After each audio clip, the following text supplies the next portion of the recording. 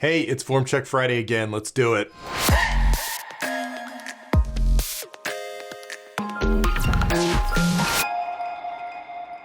Hey, welcome back to another Form Check Friday. We are together again. Thank you as always to everybody for submitting what looks like a good round of videos. So let's get right into it. As you guys know, I have not seen any of these. I did skim the questions a little bit just to make sure I had everything I needed ready to rock so we can get this whole thing done in under an hour. All right, let's see who's up first. Okay, so I was gonna skip this week since I posted last week, but since the thread is wide open, I just hit 305 by 5 on the deadlift today. Sorry, 300 by 5 on the deadlift today, and would love some feedback. Programming, starting strength, novice, linear progression. I have a tendency to have the bar swing away from shins, so I used some advice you gave someone last week to shift my hips back after getting set. Good. Another thing I noticed watching is that my knees are a little soft at the top. Let me know your thoughts. Okay, let's take a look and see how we're doing. All right, let's kill the volume here. Okay, so we'll, oh yeah, I see what you're talking about. Uh-oh. All right, so we'll watch a couple of these, see how we do. And if you don't, it looks like you don't have any chalk on, which may be, okay, a little swing away there. You're checking your shins for blood. All right, let's see. Yeah. Okay. So overall, not bad. A few pointers I can give you to clean this up a little bit. So the first thing is chalk. You need chalk, and it looks like this might be just a fact that your gym looks kind of like a nice gym. Floors look very clean, so they might not be cool with you using chalk, which is unfortunate. So you have a couple options. You can get a block of chalk and kind of keep it in your gym bag and just be really discreet. If you get a brand of chalk called Spider Chalk, it doesn't make a lot of dust. It kind of either sticks on the block or sticks on your hand. It's fantastic chalk. Even if you don't have to be discreet about it, I would recommend Spider Chalk. You didn't think they could make chalk better, and then they came out with this product that has some kind of bonding agent in it that keeps it on your hands. If they also make liquid chalk, you can get liquid chalk, which is, I think it's just regular chalk within like rubbing alcohol. So you rub it on your hands, it's like a gel, and then it dries off and it doesn't get on the bar or anything like that. That's the second alternative. And then the third thing would just be to get straps, like lifting straps, because your grip is going to become a factor with the deadlift. I mean, you want to use chalk for everything. It just makes the bar feel better in your hands and keeps everything more secure, but specifically for being able to hold the deadlift, you absolutely have to use it. So straps are the last resort, although I use straps and chalk on my heavy deadlifts now. But in your case, find out what the rules are, figure out a way to get some chalk in there, and worst case scenario, just use straps because it's going to catch up with you. All right, so let's talk about your form. So that first rep was pretty good. What you're going to see later is that the bar starts to swing away from your legs, and it could be a factor or part of the reason could be the supine hand. A lot of times when guys pull with a mixed grip, they tend to push. There's a little bit of rotation where they push the bar away with the supine hand. So you just want to think about pulling it back towards you. Like as you come up off the ground, you want to take that supine hand and almost like just make an extra effort to pull it back to your legs so you don't start twisting. The soft knees are a thing. It can happen, and you just need to make sure that when you get to the top, you fully lock your knees out. If you're competing, they'll ding you for that at a powerlifting meet. They'll just sit there and wait until you lock your knees out, and they won't give you the down command. But you can see now as you're getting tired that you're starting to drop your butt and initiate if you watch the plates right here, you kind of see now the bar's starting to break off your legs. And the reason that that's happening, we'll watch it again just so I make sure.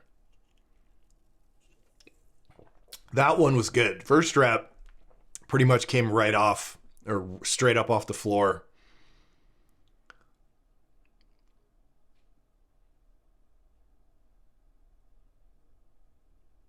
Not bad on that one either. Let's see what happens when it starts to swing away.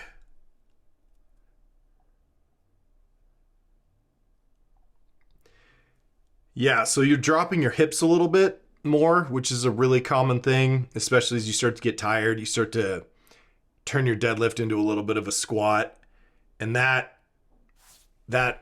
can push the bar. The shins will nudge the bar forward. The other thing is how you're thinking about breaking it off the ground. And you want to be thinking about pushing straight down with the legs, right? So you want to think about the deadlift off the floor like a leg press, where you're not changing your back angle at all. You're just pushing with the legs and you're kind of staying out over the bar. So if you think about keeping your chest right here out, covering the bar, right? So this back angle you don't want it to change very much off the ground. All of the effort is going to come from the quads here. So this stays the same, and then you just push with the legs, and you kind of think about keeping your chest out, covering the bar a little bit. The opposite of that is to try and lift the bar up with hip extension, right? So instead of focusing on driving with the legs, you're going to try and lift your chest a little bit and use your low back. So the chest angle will immediately kind of lift that way. And when you do that, the bar is going to swing forward off your legs. Okay. So trying to see exactly what's happening with you, because it doesn't look like that was a good one. Doesn't look like you're lifting your chest too much off the ground.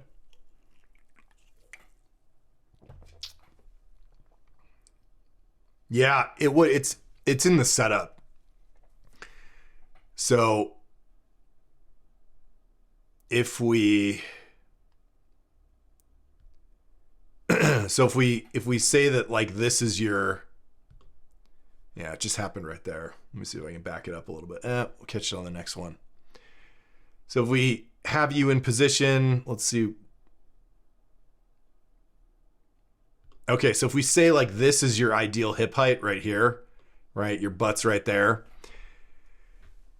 All you want to do is set your back here and then push with the legs. If you drop your butt down like that, you're going to push the bar forward like that. The shins, this angle right here is going to close, and the shins are going to nudge the bar that way.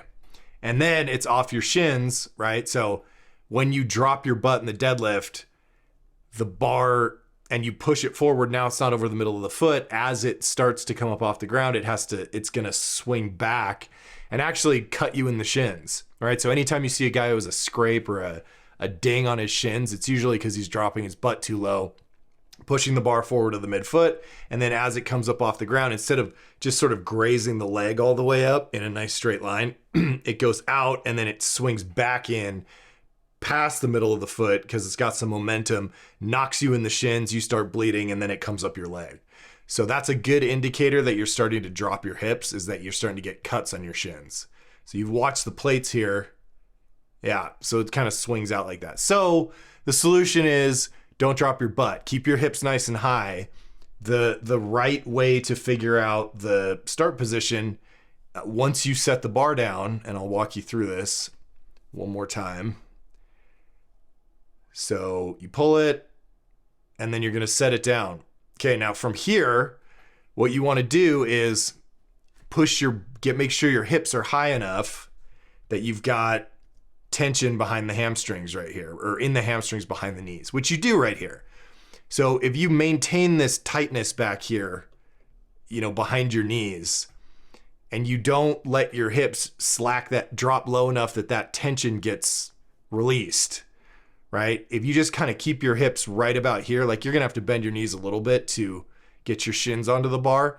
But if you focus on keeping these hips high enough that there's tension behind your knees, that's the right hip height for you. And so then all you do from that position is just squeeze your chest up without dropping your butt any lower. And that will keep the bar right over the middle of the foot. You won't nudge it, and then you won't get this S pattern or this swinging pattern that's causing the other problems. So let's watch one more. And I would just decide, you don't want to spend a lot of time flipping your grip around. So when you get to a work set, if you have to pull mixed grip, I would just pull mixed grip from the first rep.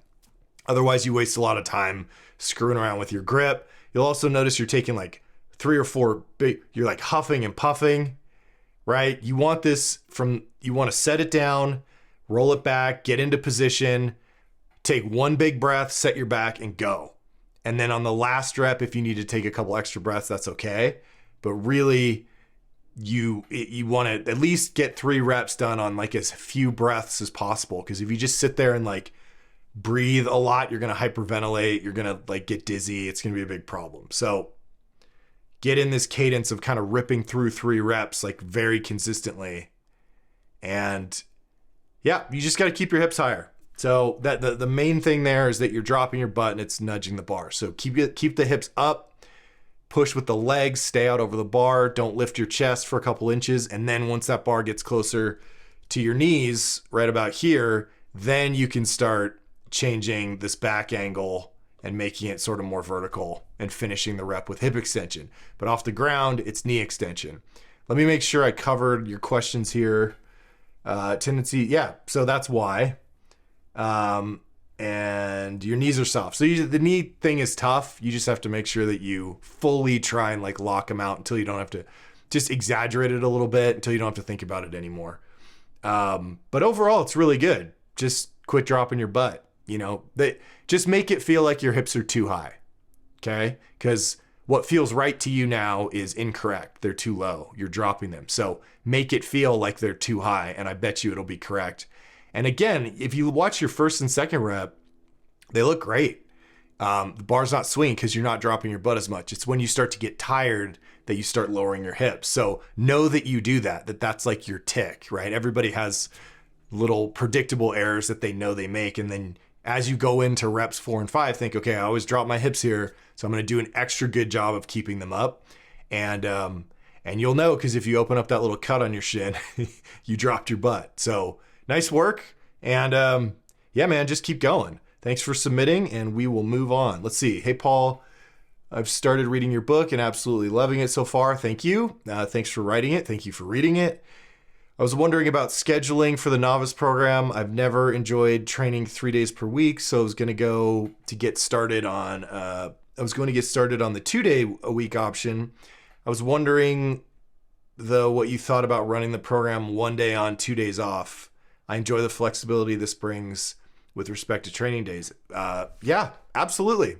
You can go 1 day on, 2 days off. I mean, I don't know exactly if you're talking about the novice program. So I don't know how old you are, but like 2 days a week training is fine for most people. Like you can make progress. If you're a true novice, you can make a lot of progress faster if you do 3 days a week, but like there's no rush. So you're going to end up in the same place. So if you want to go 1 day on, 2 days off, that's fine. It's anytime you're getting into just training like once a week consistently, it's not really enough stress, especially during the novice phase, to keep making progress. So a minimum of 2 days. I have plenty of guys I've worked with that got away with a 2-day schedule just fine.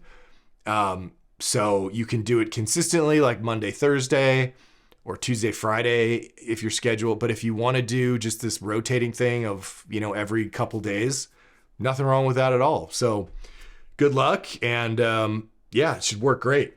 Thanks again for picking up the book. Okay. Here we go. Miguel Lifts. Okay, my man. What are we dealing with? We got a chart and everything. This is fancy. Okay, since or many openings, I will leave deads and squats. Deads are the worst though. Okay, we do have we ended up getting a bunch more, so I may only do one of yours, but last week's programming 4-day Texas method. Oh boy, in kilograms. Okay. What am I looking at? 3rd, 4th, 6th, 7th. Oh, these are okay. So deadlifts 133.5 for 3 sets of 5, and then 160 for 1 set of 5. Okay. So let's look at your deadlift. Let's see. Conventional deadlifts are never clicking for me, and I've made little progress compared to my squats where I've progressed over 4 plate singles. Very nice. I blame bad leverages, huge torso, short limbs, and I cannot fully set the back and lose a ton of energy in the setup, even more than in the pull. Either upper or lower back rounds. Back is like 90% of my leg size. Okay. Thoracic. Okay, then there's another link. Is it possible to fully replace with... Okay, so let's look at your form and then we'll talk about sumo deadlifting. Controversial topic. All right. So let's watch a few of these. Okay. All right, we talked about this before, I think. Good. Oh. Yeah, okay. You definitely don't need to lean back that much at the top.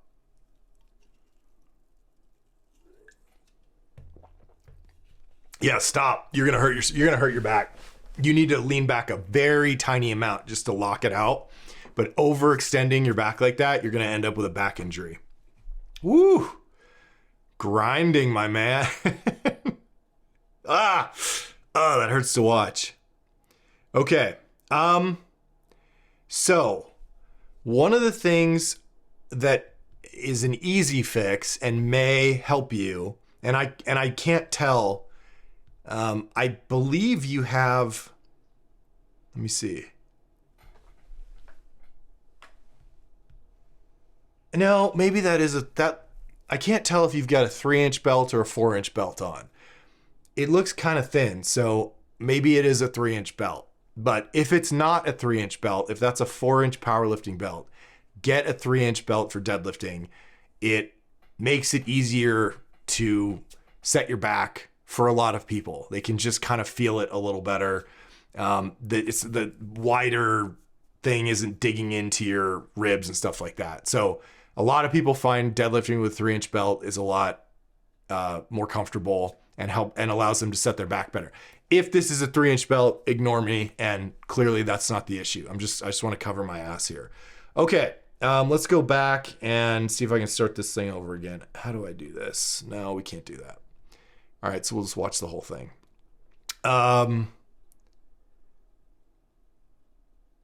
Yeah.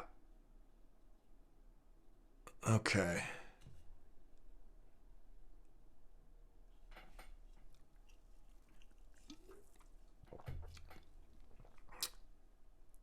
I see what you mean about losing a lot of your...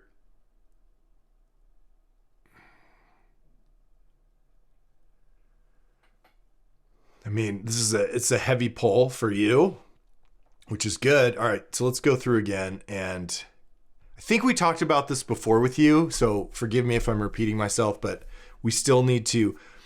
Part of the reason that it looks to me like you're losing tension is that you're not going quickly enough. So, and I know we went over this before, but the deadlift cadence, once you're in position, once you've found your balance and you're ready to initiate the pull, is breathe, squeeze, pause, pull. Take a breath, squeeze your chest up, a little bit of pause just to make sure you're as tight as you can be, and then pull. And I actually should say push, because we're going to push with the legs to get it off the floor. We just call it a pull. So that should happen at least for the first couple reps, like I talked about with the last guy. That should happen like for the first few reps, it should happen very quickly. Breathe, squeeze, pause, pull. And then maybe as you start to get tired, you can take a little bit more time down there to catch your breath. But so many guys, this is not an isolated thing with you. They do all the hard work of creating all this tension in their body. They squeeze their chest up real hard. They get their back nice and flat. And then instead of going, they think about something else, and they shift their focus, their back rounds or it comes unlocked, and then they pull. And you want to set your back take one breath, set your back one time, and then it's locked, and then just push, just go. So I think part of the reason here is that you should go right there. So see, I remember this with you. If we just watch your hands on this, right? When you go to set your back, you're squeezing the bar real tight, right? So I shouldn't see, if I see your hands open up like that on the bar, that means you let go of some of the tension. Again, the deadlift is, from the time you set it down, each step is ever increasing tension. It's never increase tension, relax, increase tension, relax, increase tension, relax, then pull. That's a huge waste of effort. So the reason that you're losing, like you saw your hand just kind of flick, which means there's no tension in your arm if you're relaxing your grip. So I'm going to tell you on here when I would want you to pull the bar, okay? And we'll just watch this together. So if we come down here, go. Okay, that was a little bit better, but you're skipping the part. That's good. And yeah, see that one? You were ready, and then you waited too long. Go. See, okay. There's like this hesitation in your pulling, and you can't, like, the amount of tension that it takes to get your back set, you can't hold that for very long, right? So if any delay, once it's locked, any delay, you're just like, you're gonna run out of gas, and so you're just waiting too long before you pull it. Set your back. Go. Yeah. Okay, so we'll go through one more time. And like, look, that one's the last rep. So there's going to be some flexion on your last rep. Like, it's just, especially if the weight's this heavy. So I'm going to try and cue you again on when I want you. And I can't, for some reason with these YouTube things like this, I can't like pause, I can't rewind. I know there's a way to do that, but okay. So I'm going to just cue you on when I want you to go for each one of these reps. And you'll see from when I say go, there's an extra delay where you're just down there. Go. Yeah, see, grip. So that was a huge waste of energy because you basically had to set yourself up twice. Go. See, that one was a little better, but you didn't fully get set. Here, go. Still down there, right? You're still finding your balance and stuff before you pick it up. Pull, right there. Yeah. Now, okay. And we got one more. And this is the last one, so it's like, but set, go. Still haven't left. So that delay is what's killing you. Okay, now, all that being said, it's possible that you're still going to have some rounding, some flexion in your back. Even if you clean up this pace where you breathe, set as hard as you can, momentary pause, and then you go. Even if you get that right, which will save you energy for later, because again, you're not having to set your back 2 or 3 times per rep, which is exhausting. You just do it once and go, and then you'll have some gas in the tank for that last rep when you really need it, rather than being like completely fried. Even if that's the case, there is a likelihood that your back will unlock a little bit at heavy weight. And it just, mine does a little bit. There are some clients I've worked with, their backs are just perfect all the time and they never even have to think about it. And then there are guys I know who have never been able to pull anything meaningful, anything somewhat heavy without a little bit of flexion. The main thing that we care about isn't necessarily that the back is unlocking, it's that it's not continuing to round, right? So if you off the ground loosen up a tiny bit, you get a little bit of flexion in the back, but then it stops and you pull the rest of the rep, even in that flex position, but it's not getting any worse, fine. That's okay. It's when, as you're pulling, the spine continues to round and round and round, that you have a very inefficient pull, because as you're extending the legs, right, you're rounding the back, and the net change in the bar is like negligible, because like the bar's going down while your knees are extending. So it makes the pull feel like really long. If it unlocks a little bit, but then the rest of the time is perfectly straight, that's fine. In my opinion, that's okay. And I'm saying that because I'm guilty of it too. And rather than, like I've said before, just try and get it perfect and never pull anything over 405 because I saw a little bit of rounding, I just eventually said, screw it. And I'm going to keep going and pull 500. And if my back unlocks a little bit, so what? And it's been fine. And it's actually gotten better at lighter weights. So that's what I would recommend for you in this case, is clean up the pace here so that you, as soon as you do all the hard work of locking your back, you're ready to rock, and you'll have a better chance of having a more efficient lift and having more gas in the tank as you progress through the set, because you're not setting your back 3 times before you pick the weight up off the ground. Okay. So work on that stuff. 1 breath, 1 set, hard, little tiny pause, and then just go. And then for the last rep, you need to get psyched up. That's okay. You take a couple breaths. It's the last rep, but at least you got through 3 or 4 pretty clean and pretty quickly. Okay. So work on that, speed it up. Don't give yourself time to think about this, right? You can think yourself out of a good deadlift if you just sit down there and keep screwing around instead of just getting it over with. So humor me, and next time you go into deadlift, try and get through 3 reps as quickly as you can. Now, don't shortchange the arching of your back, right? Don't think that I mean don't bother setting your back as hard. That still needs a lot of attention. You still have to squeeze it up as hard as you can, but then you need to go. Okay? So try that. Now let's go back to your all right, I'm not going to go into this other question, but yeah, losing tons of energy in my setup. Totally. That's why. Okay. B, is it possible to fully replace conventional with sumo on the 4-day template? Light sumo on Tuesdays, heavy sumo on Fridays. When I tried sumo, my whole back is set. Well, yeah, because it's more like a squat. So you have a more vertical back angle. It's way easier to set your back. I'm way more explosive. The bar moves faster. Back was barely fatigued. That's because it's taking the stress off your low back, right? The sumo deadlift.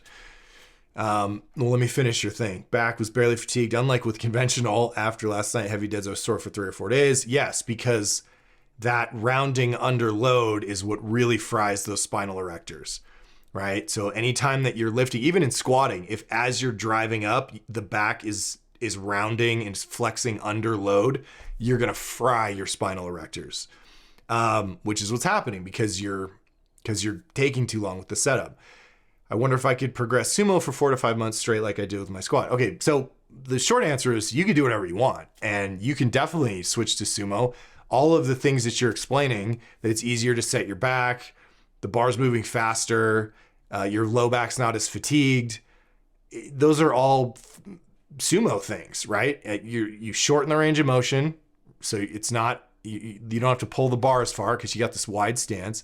You're much more vertical back angle, which makes it takes a lot of the stress off the low back, and puts it into the quads. And if you're, saying that your squat has progressed really well, you may have very strong quads relative to your back. Now, what you need to decide is, do you want to get your back stronger, or do you just want to see how much weight you can pick up off the ground? And if you don't care and you want to, there's nothing wrong with this. I mean, the sumo deadlift debate, I'm sure you know all about it, but you can certainly do that. That's not going to fix your problem though. Okay. So if you want to go 4 or 5 months just driving your sumo up, when you go back to deadlifting conventionally, if you go back, it's not going to be a lot better because if you have this weakness with your low back, you need to address it. It's not just going to go away, and not training your low back effectively by opting to do sumo because it's easier and feels better isn't going to fix your problem long term. So if you're doing a powerlifting meet and you can compete and pull sumo and you just want to see if you've got a shot at winning the meet, like, do it. Again, this is not a moral decision. You can do whatever you want. But personally, the reason that we do the lifts the way that we do them, or the version of the exercise that we do, is because it meets our criteria, which is moving, using the longest effective range of motion, it's using the most muscle mass over the longest effective range of motion with the most weight. Most muscle mass, longest effective range of motion, most weight. That's how we decide what a good exercise is, right? So we have to meet all those three criteria. Now, this is specifically for strength training. We're trying to get stronger by lifting weight. We're not trying to see how much weight we can lift, really. Now, we use weight as a guide and a way of, keeping track and making sure we're making progress. But, powerlifting is a sport where you're trying to see how much weight you can lift. Strength training is a hobby activity where you're trying to get yourself stronger by lifting weight. It's the reason that we don't bench press with a grip way out here, right? If I move my grip all the way out here, and then I only have to move the bar a couple inches, I can lift a lot more weight than if I took that through the full range of motion. Well, that's fine, and that's how people compete in powerlifting. They widen their grip as much as they can, and they get that big arch, but that's not how you get stronger. So it's the same thing with the sumo deadlift. You're gonna work more muscle mass with a conventional deadlift because the bar has to travel farther, and you're going to target the low back more than you do in the squat. I mean, well, we already squatted, right? So in other words, trying to turn it's like the reason we don't use like a trap bar, right? Because you're basically turning it into a squat, and having it and pulling a deadlift with a more vertical back angle and a shorter range of motion, you're turning it more into a squat, and you're shortening the range of motion so you can lift more weight, but it's not as effective in terms of getting your body stronger. So,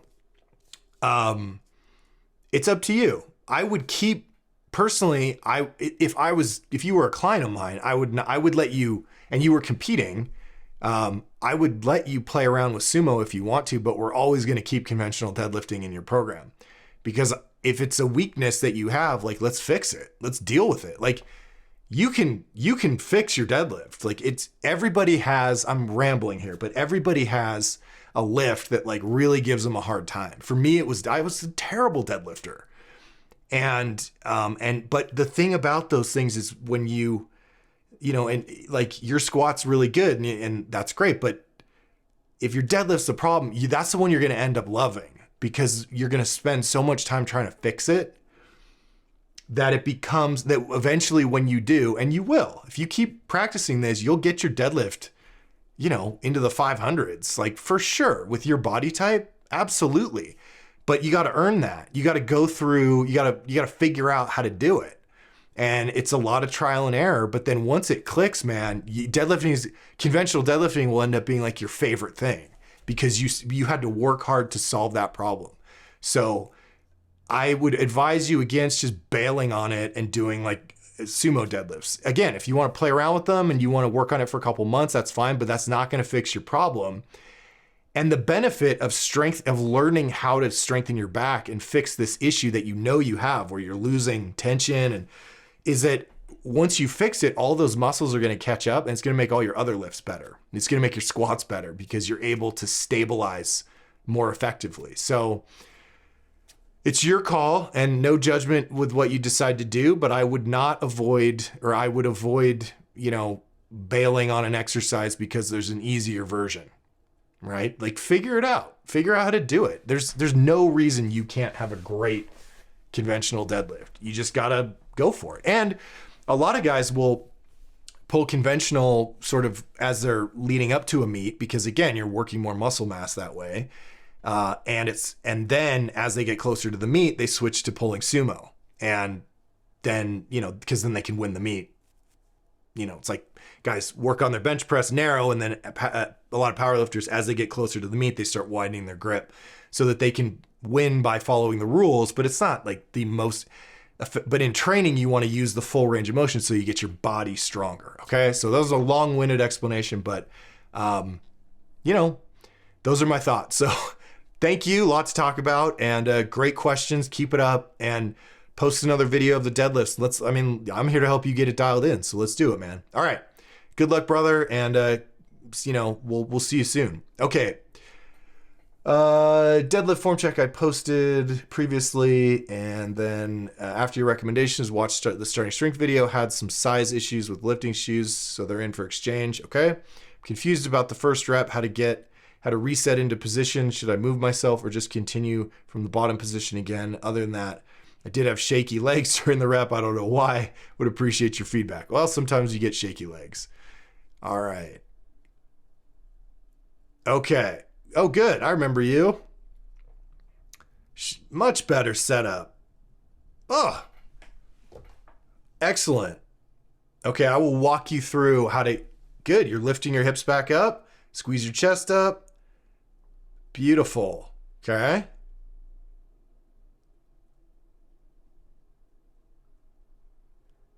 These look way better than last time. So very nice work. Very nice work here. I'm glad that you took time to watch that video. All right, slow it down a little bit. So, all right, let me see if I'll just give you a few pointers here, but so I would say your hips are probably, you're lowering them a little too much. Okay. And when you do that, you're going to nudge the bar forward a little bit. So I would get these up a little higher. Okay. Don't let your butt, when you go to set your back, don't let your butt drop down. Leave your hips right where they are. And I've said this many times before, but you're new, so you might not have heard it. The way that you know where your hips need to be is after the first rep. So for the first rep, you follow the 5-step setup procedure, right? And that gets you into the right position. For all the other reps, you have to remember what that position feels like, which is what your question was about. So the way that you can tell about the hip height is that you're looking for tension behind your knees here, okay? So if you got, this is where your hamstring inserts, right, behind your knee, okay? So if you push your butt up here like that, it's gonna get real, that hamstring is gonna stretch, it's gonna get tight. And that's what you're looking for. So if you don't feel that stretch, if it doesn't feel really like tight and there's a lot of tension behind your knees, chances are you dropped your butt too low, okay? And you slack that tension.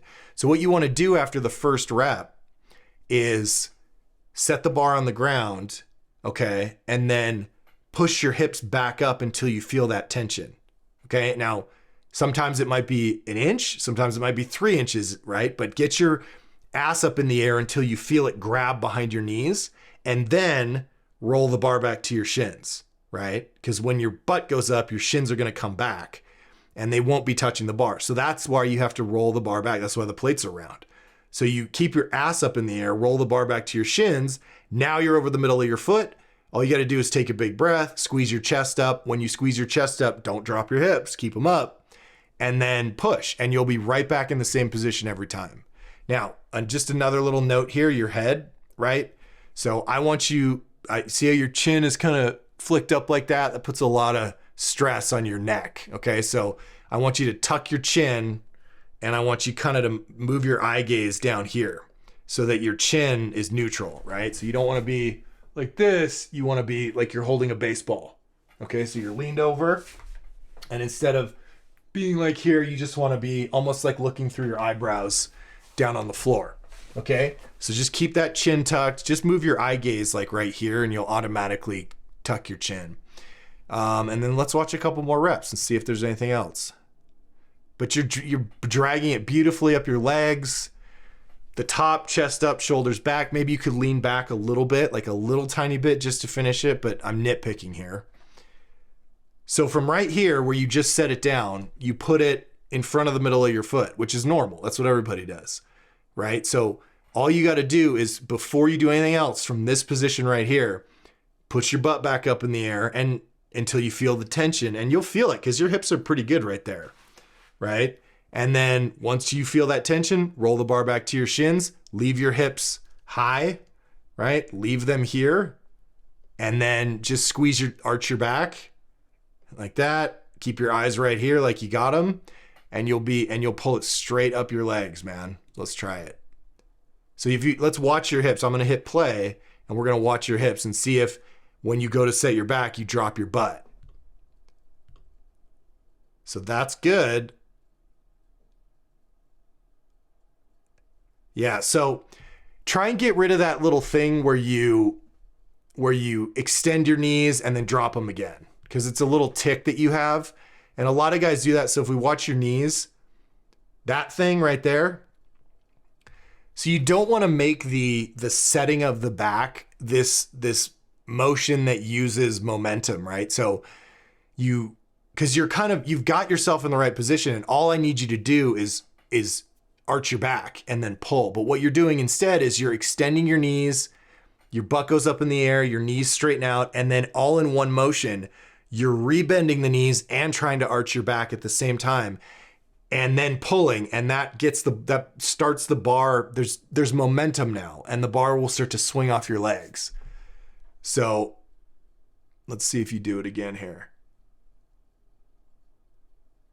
Yeah, that little tick where you extend your knees and then as you rebend them, you set your back and go. Get rid of that. What I want is, because what's happening is you had your hips in the right place, and then you extended them, and then you overdid it on the way down. So they were perfect, and then you did that little tick where you shove your butt up in the air, and then as you drop your hips to set your back, you go past the point where they were supposed to be, and that nudges the bar forward. So let me see if I can catch with these. So right here, shins to the bar. Okay, so right there, as soon as you drop your shins to the bar, now these knees should never straighten out again until you're actually starting the deadlift. Okay, so if they're just like this, and if you extend them again, it's wrong. So that was great because you didn't do that, right? You bent your knees. Once they touched the bar, they stayed bent, and then you picked the bar up off the ground. But you're going to do your little tick here, right? So right here, you're pretty much in the right place, okay? So you don't have to straighten out your knees. Your hips are at a good height. All you need to do here is just take a breath, arch your back, and then push with the legs. But instead, what you're going to do is you're going to straighten these out. You're going to stick your butt up in the air more. And then when you come back down, your butt is actually going to go down here. It's going to go below this line, right? And then the movement's going to be wrong. So if all you did from right here was set your back and push, it would be perfect. It would be just like the first rep. But instead, if we watch your knees, you're going to straighten out your legs like that. And then now your butt's even lower, right? So we got to get rid of that tick. So right here, roll the bar back. That thing right there, okay? Stop doing that. Now there are guys, like I actually have this same tick, but I know now how far I can drop my hips, okay? So from right there, you set the bar down, get your butt up in the air, roll it back, squeeze your chest up only, and push. Don't straighten the knees out, and you're good to go. These are fantastic, man. Just little nitpicking here and there. Keep going, keep the chin tucked, post another video, and this is going to be a great pull. So nice work. Glad you took good notes, and it's looking good, man. Thanks for submitting. Okay, moving on.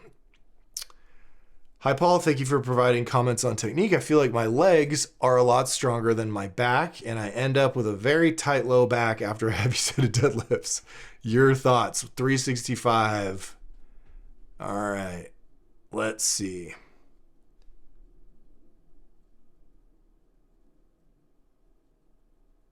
Okay. Well, let me watch a few of these before I make comments.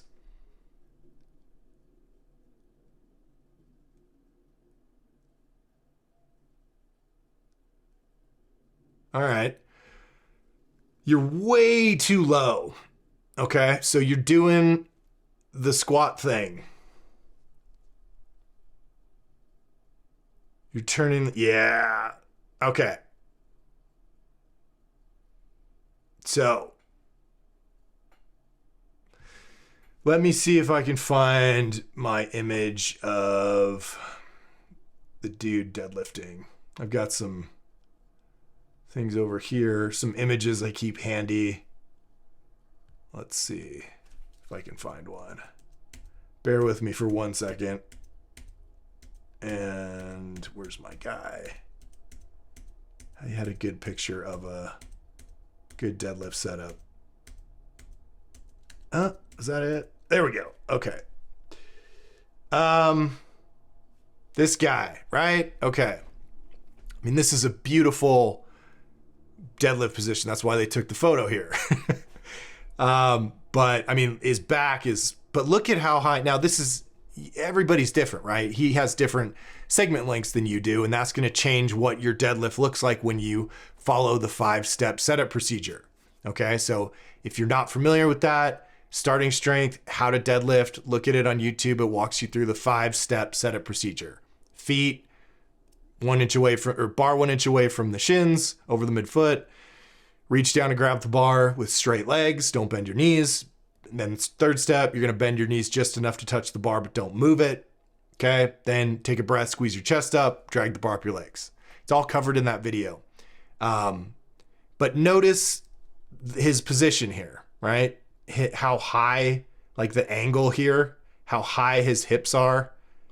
Okay.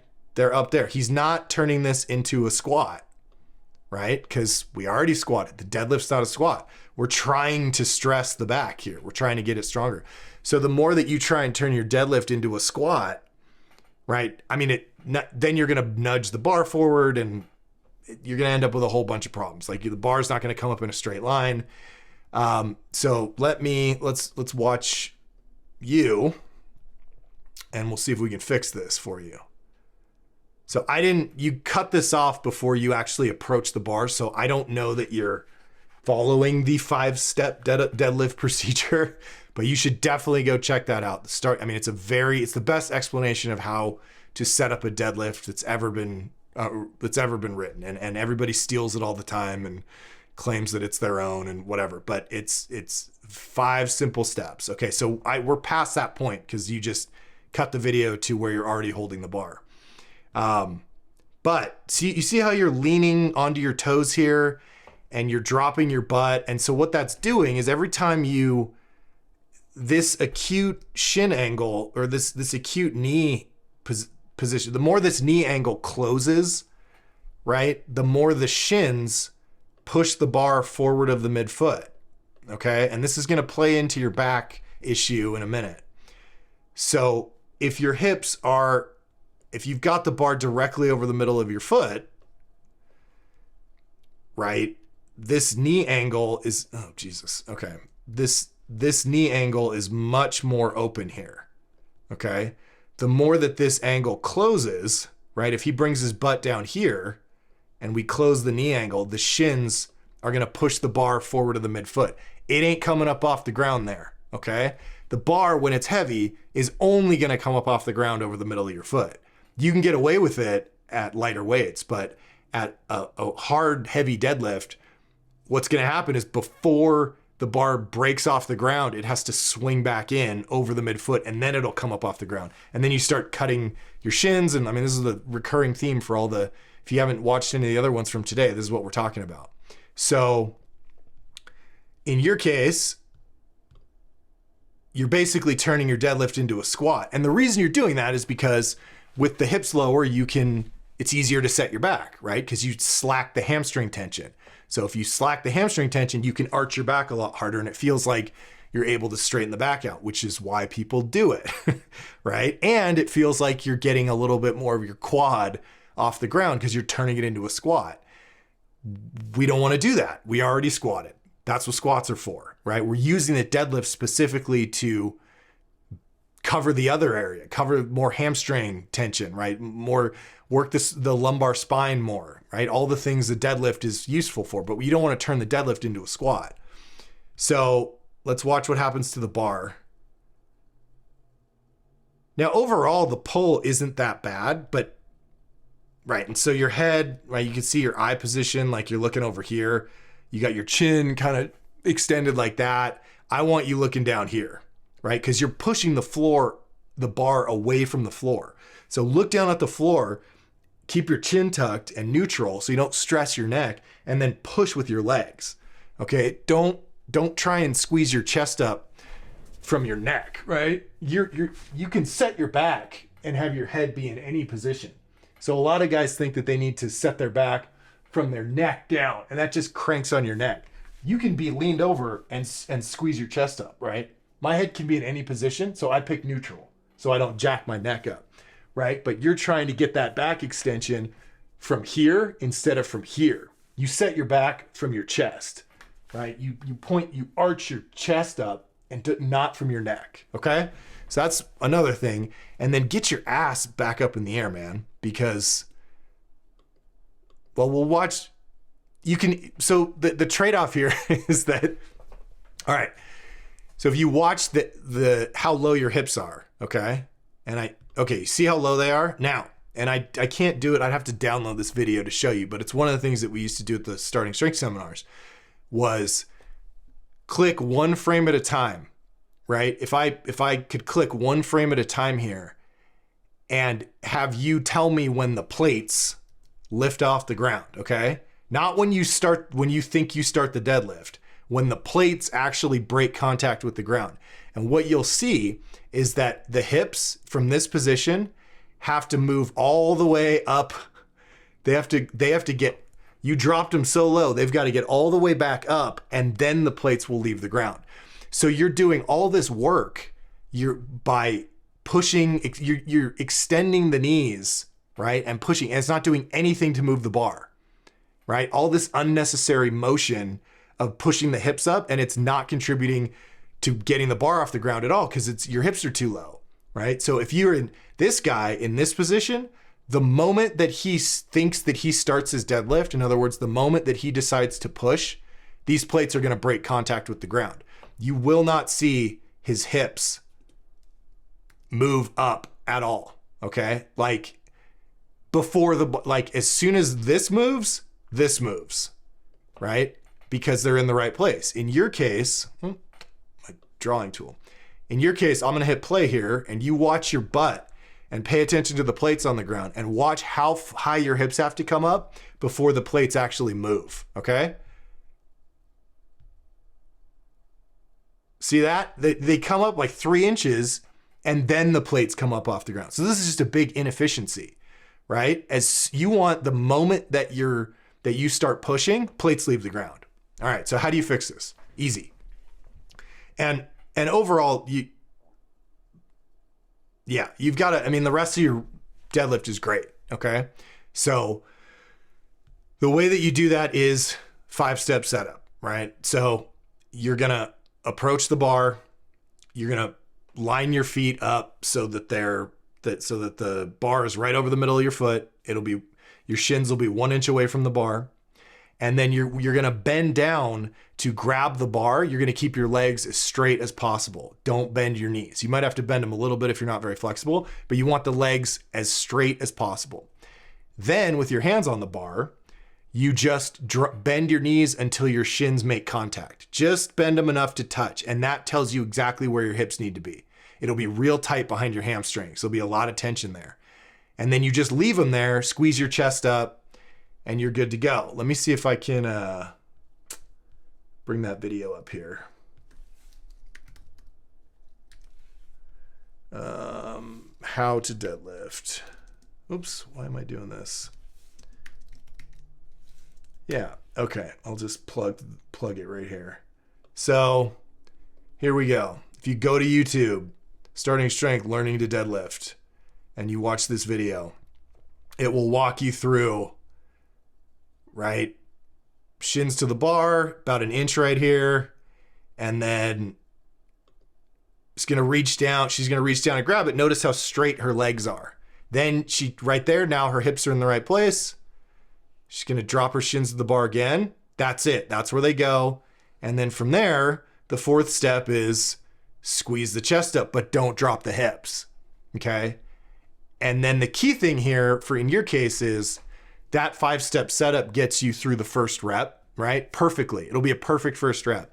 What trips people up is then for reps 2 through 5, they have to remember what that start position feels like. And just like I talked about in the last form check, like before you, the way that you figure this out, because you're not going to go through the 5 steps again, is once you set the bar down, the first thing you do when you put it on the ground is you push your butt back up until you feel tension behind your hamstrings.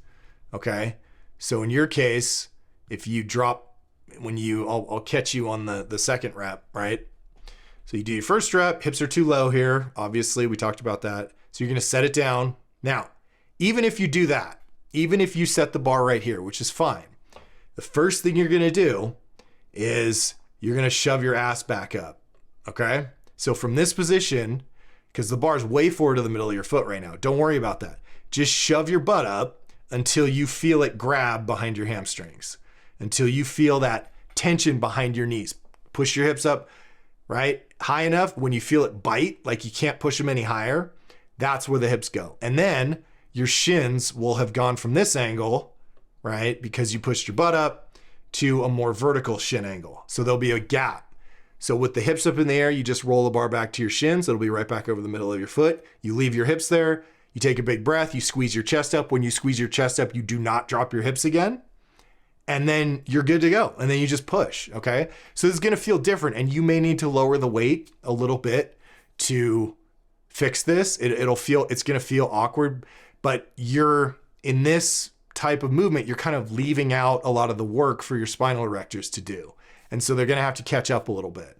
So you might find that you need to back off a little bit, maybe 20 pounds, maybe 50 pounds, get this form with the hips high, and then I promise you, you'll eventually blow past it, because with this form right here, you're going to hit an artificial ceiling where you're basically just trying to squat your deadlift. Also, it looks like your grip's really a little bit too wide. For a guy like you, I would have maybe at most 1 inch between the webbing between your thumb and your index finger and the center knurl, or the end of the beginning of the smooth part of the bar, right? It looks like you've got about 3 or 4 inches between this, your index finger, and the smooth part of the bar. It might be a little too wide. So try and bring your grip in a little tighter, maybe right on the edge. Get the hips up a little higher, right? And just watch that video, work on that. And when you put that piece with the rest of your deadlift, which looks great, and with the chin tucked, I mean, you're gonna crush it. You should be in the 400s, 500s, easy.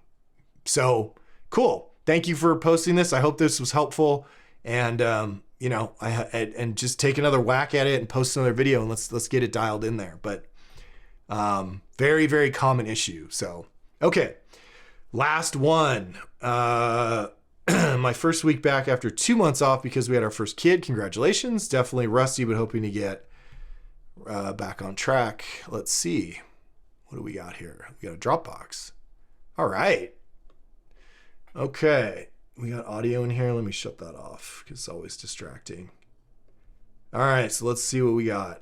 2 months off. You need to gain some weight, my man. Oof. Okay, this is going to be a fun one. Hip drive's good. Bar position. This is not a great angle for me because I kind of I want 45 degrees to the rear, but we can still, so I can see the bar on your back. Looks like it's probably in the right place. Might be a little lower than I want it to be. So it looks like it could be too low. If you find the bar scooting down from one rep to the next, like it's by the end of the set, it's lower than where you initially put it, you have the bar too low on your back. It's hard to tell. I can't commit to that here, but okay.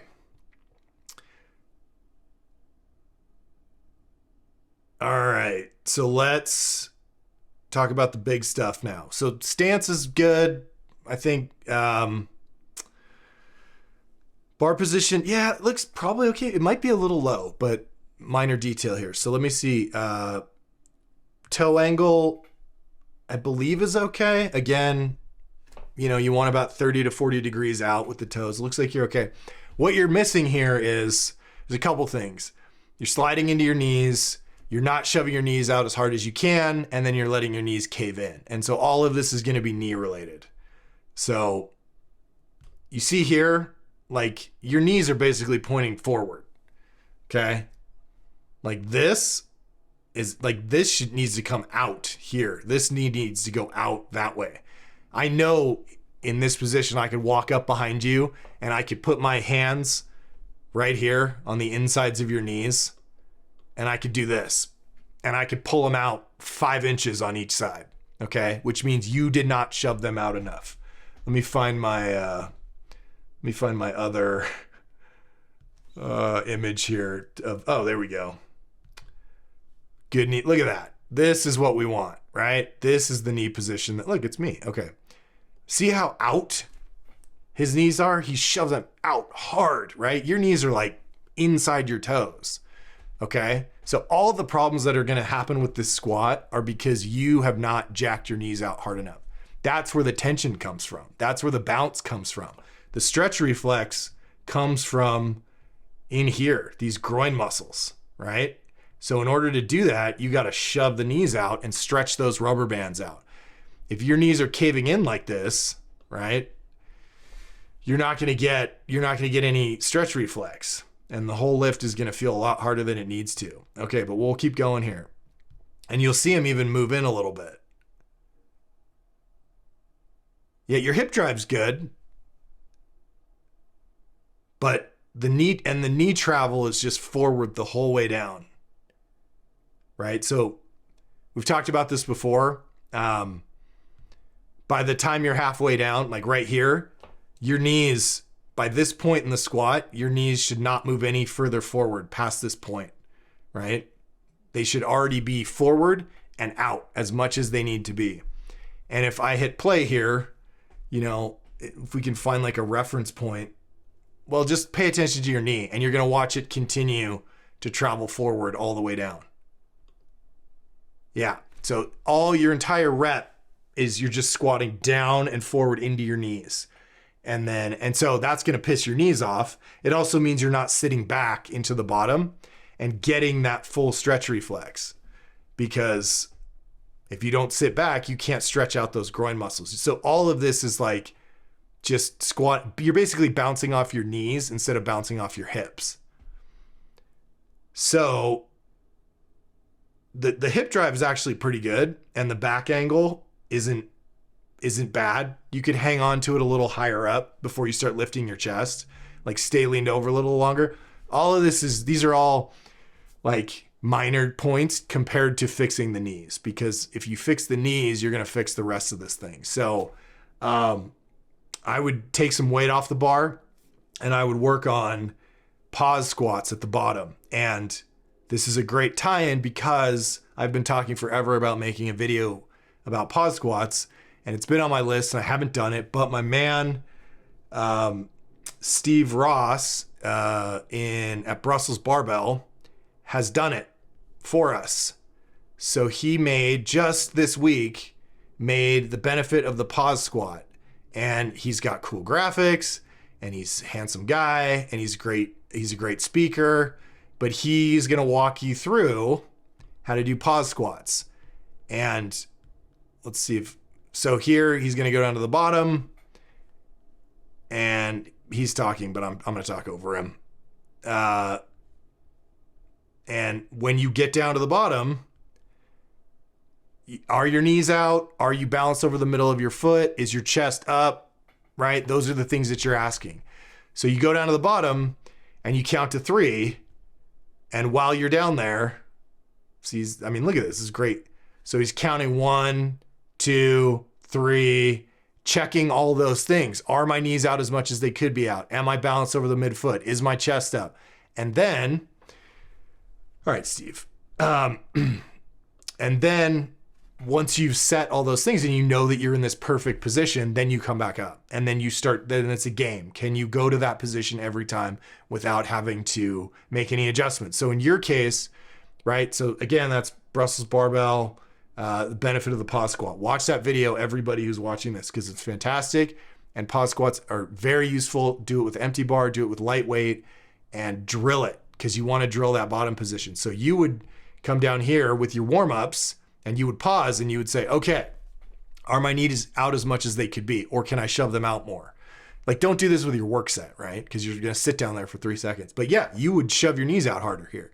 Is my chest up? Your chest looks pretty good. Is my weight on the middle of my foot, or am I on my toes or heels? And you're right here, your weight is on the balls of your feet more so than the heels.